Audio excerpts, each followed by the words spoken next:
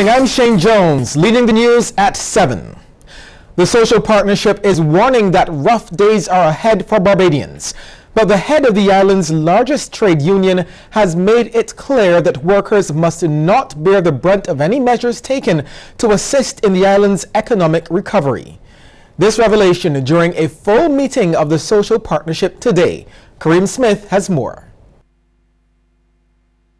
Officials from the Barbados Social Partnership are seeking to chart the way forward in the face of challenges relating to the current state of the island's foreign reserves and its fiscal deficit.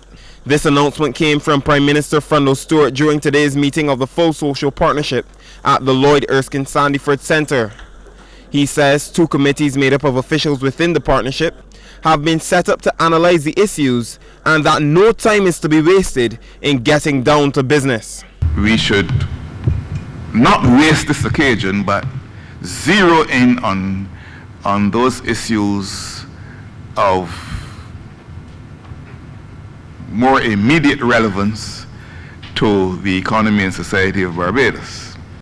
General Secretary of the Barbados Workers Union, Tony Moore, however, says that the time has come to expose the true challenges facing the nation and is adamant that there must be no hiding. Although she understands that difficult decisions must be made, Ms. Moore hopes that devaluation will not be one of the options on the table. In addition, she emphasized her union's commitment to the workers. Our economy is in a trap, severe enough that there are warnings of bitter pills that will need to be swallowed. Responses from the BWU will not be cynical, but we will not, even at this stage, make any false pretense that we will rush out of the blocks in support of any prescription that is foremost for workers or that recognizes only workers or mainly workers and their families are as being in need of medication.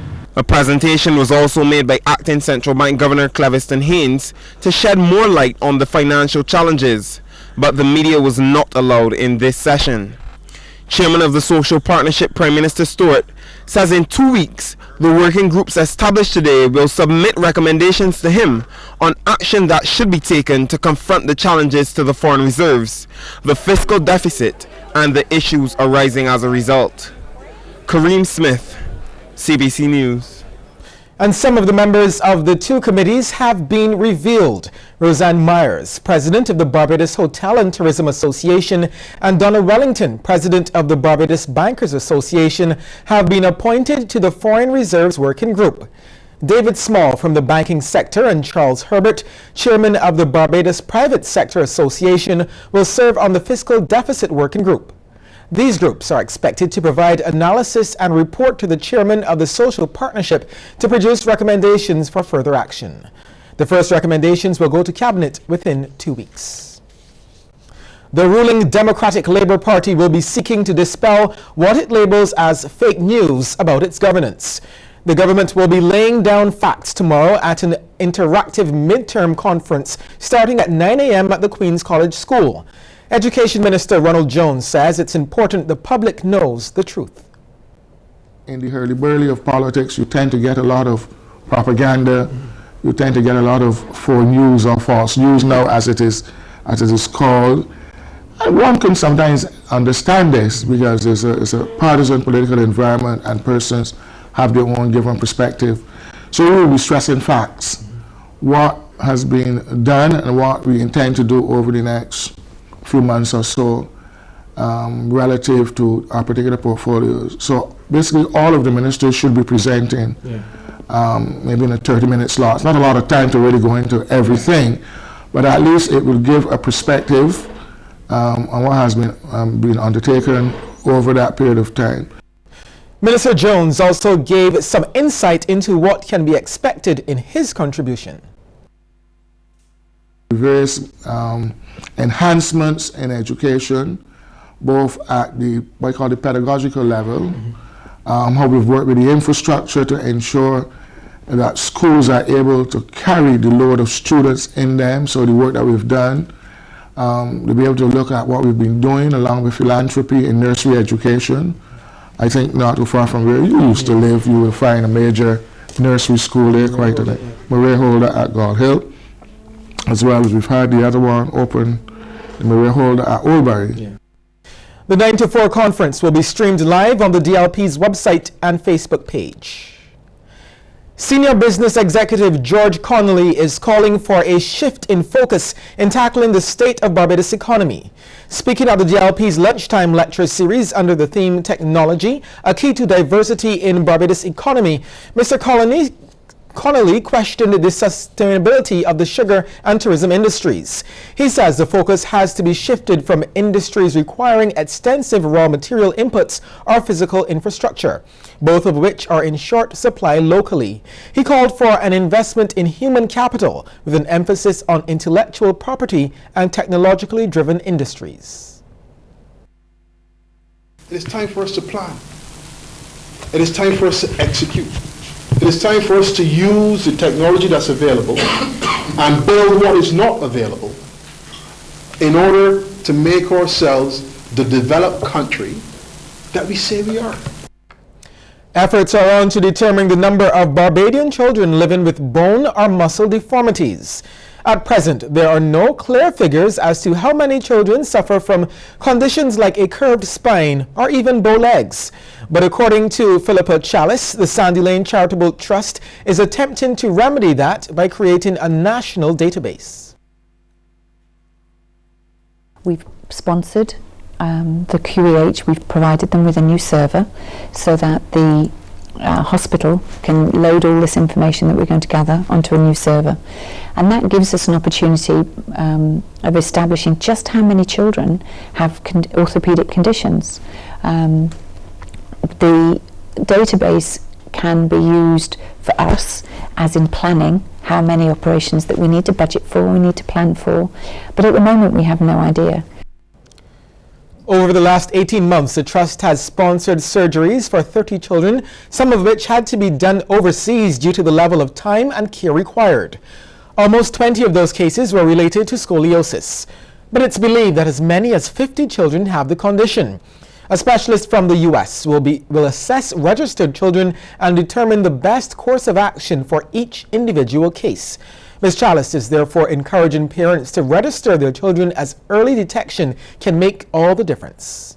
A lot of the children and their parents come to us when they're desperate, when it's a life and death, not a life and death situation, but when it's reached a really serious stage.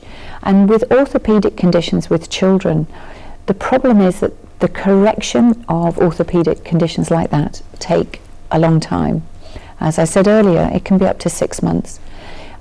If we can get children before age 3, it's just a tiny fraction. It's a procedure. It becomes something that's easily manageable and that can be done in Barbados.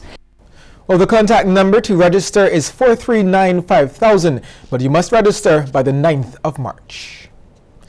Despite the recent challenges faced at the Waterford institution, the Combermere School has a tradition of producing outstanding achievers. And the life of one of them is now being celebrated by the school. More from Lorna Jones. Son of the soil, the late Rawle Hollingsworth was a professor of biochemistry and molecular biology at Michigan State University and was paid a fitting tribute by his alma mater, the Combermere School. As a school, we are focused on celebrating our symbols and our centers of excellence. And indeed, Professor Rawle Hollingsworth is one of our symbols of excellence. In addition to producing hundreds of internationally recognized papers and patents, Professor Hollingsworth consulted with pharmaceutical companies such as Pfizer and Procter & Gamble, and with the U.S. Departments of Defense and Energy.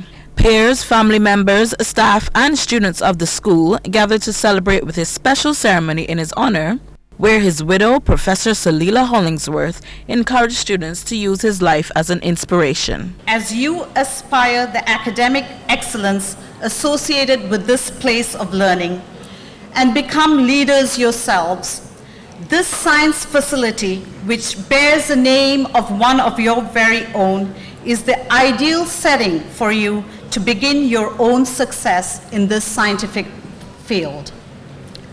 I sincerely hope you will be influenced by Rawls' success and that each of you will emerge onto the biggest stages of your academic endeavors. Following the ceremony, specially invited guests, including Minister of Foreign Affairs Senator Maxine McLean, moved over to an area of the school where Professor Hollingsworth would have spent much of his time for the dedication of the chemistry labs in honor of his memory. The magnitude of Professor Hollingsworth's achievements was not lost on the students. Being such a small country, I think we should celebrate the achievements of those that make it nationwide and worldwide. I am a chemist. I would love to study chemistry at UE, and his work helps me understand more about the elements that I'll be working with further down the road. It makes us feel very proud because it means that we here in Barbados can also achieve more, or well, the same or more than he has achieved also. So it should make us feel very proud. Professor Hollingsworth's family took the opportunity to tour the labs and interact with the chemistry students after the dedication. Lorna Jones, CBC News. We'll take a short break here and come back with more news.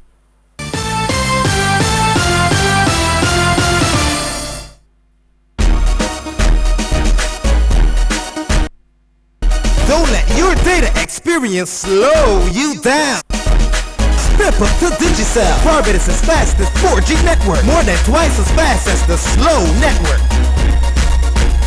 Get more with Digicel.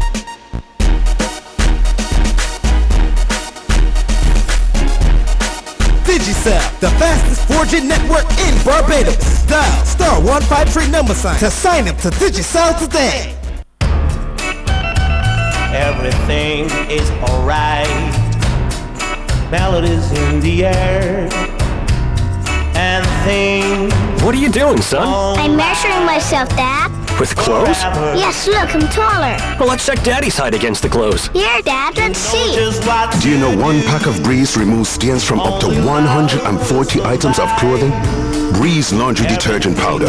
Unbeatable stain removal in every wash load. Distributed by Massey Distribution. Need affordable motor insurance? Get up to 30% off plus additional discounts for new and used vehicles. Call 436-6200 or log on to beacon.co.tt. Where you need us, when you need us.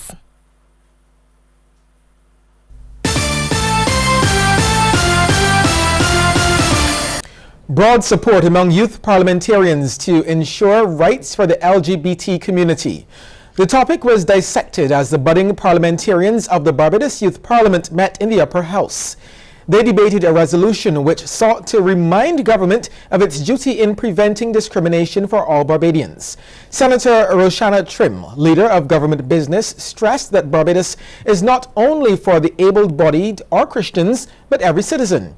Trim, before announcing her resignation from the Youth Parliament, voiced support for the removal of laws that criminalize homosexuality. Madam President, homosexuality is not articulated as illegal. However, the buggery law in the Sexual Offences Act, Section 9, which criminalizes buggery, and buggery, let's be honest, buggery is not only between men who have sex with men, it's also for men and women. But we have an aversion to homosexuality, or we've had an aversion to homosexuality, and as such, the buggery law and the decriminalization seems to yell to us that we have legalized homosexuality. So the truth is that the buggery law and our need to keep it is more to do with our aversion to homosexuality, our refusal to recognize homosexuals as Barbadians. Leader of the opposition, Senator Crystal Hoyt, though voicing her support for civil unions, is not a supporter of gay marriage. She is calling for sexual education programs in schools to be reformed to embrace LGBTs. Our young people are consistently left out of the conversation when it comes to sex ed within our schools. Yet, we like to call young people our most precious asset, as outlined in the National Youth Policy. That is our favorite thing to say, young people are our most precious asset. Really. And yet, we leave an entire demographic of young people who are LGBT out of the conversation, out of the equation. Senator Daryl Daniel cautioned Barbadians about using their religious beliefs as an excuse to promote hate. It is a fact that the Christian Bible speaks in disapproval of the LGBT lifestyle. However, such as in Leviticus 18:22. However, it never gives humans the authorization to mistreat any other human being. Actually, Reverend of one of Barbados' leading churches said, and I quote, "We encourage all members to reach out in love to the lesbians, gays, bisexuals, and transgender, extending the grace that leads us all to Christ's forgiveness," unquote. Meanwhile, youth parliamentarian Graham Bell wants to see more being done to address the issues of the LGBT community. He's also disappointed that it has not been mentioned in the national youth policy. We have to wonder whether we are taken seriously. We as youth are taken seriously. And whether discrimination among youth and being imposed on youth is taken seriously. When there's hardly any reference to it within the national youth policy. And there is definitely no reference to LGBT education or sensitization of any kind within our national youth policy. However, Danica Griffin does not believe homosexuality needs to be discussed. The homosexual agenda is the wrong direction for our country. Societal attitudes toward homosexuality vary greatly in different cultures and different historical periods. Barbados was once a Christian society. Where have our religious values gone? Our forefathers built this society, built this foundation, a firm foundation. A range of solutions is needed to address traffic congestion in Barbados. This assessment from visiting urban planner with the Canadian firm Urban Strategies Incorporated, Anna Iannucci. She was responding to Minister of Industry Donville Innes, who suggested staggered working hours can assist. Staggered work hours has been brought up more. Working from home, telecommuting has been brought up as a part of that. That's not something that we can do in the physical development plan, but we have been working closely with MTW, and I really think they are looking at all sorts of different solutions to that problem. So we're trying to address what we can through a physical development plan, but I know that they're thinking much broader than that in terms of addressing the congestion that you face in Barbados. Ms. Iannucci assured that protecting agricultural land is a major thrust of the draft physical development plan. We have been quite strong in that regard, but it really is about balance and flexibility in the end. So we have tried to set in place a framework that where, to the extent that is possible, we're hoping to get the best of both worlds and protect the land that you need for agriculture and food going forward without being too restrictive. The Regional Police Training Center and the Barbados Defense Force have received some $30,000 worth of firing range equipment from the U.S. Embassy. The equipment includes various targeting platforms, ironed air protection, and holsters. It will be used at both the RPTC and the BDF for training of new recruits and in service training for more veteran personnel. The donation was made through the Embassy's Office of International Narcotics and Law Enforcement Affairs and its Regional Security Office. U.S. Ambassador to Barbados, the Eastern Caribbean, Linda Tagliatella, assured the United States government is committed to a safer and more secure Eastern Caribbean. It will take about $6 million, but a local charity is trying to raise funds to construct a new home for senior citizens. Anne Shepherd of Combined Care for the Elderly says a site for the proposed facility has already been identified following a donation of land from Sir Charles Williams. The building will be purpose-built, all in one level. We plan a quadrangle so that all the facilities are central and easily accessible to the elderly, which one has to think about. We'll have a little infirmary for them as they get too ill to stay in their separate rooms. they can be moved into there. And that's our big pet project. We're looking very strongly and vociferously for funding because we want to, the sooner we can dig the first hole, the better. The facility will be adjacent to the Derek Smith School in Jackman, St. Michael, an area which Ms. Shepherd says has changed a lot in recent times.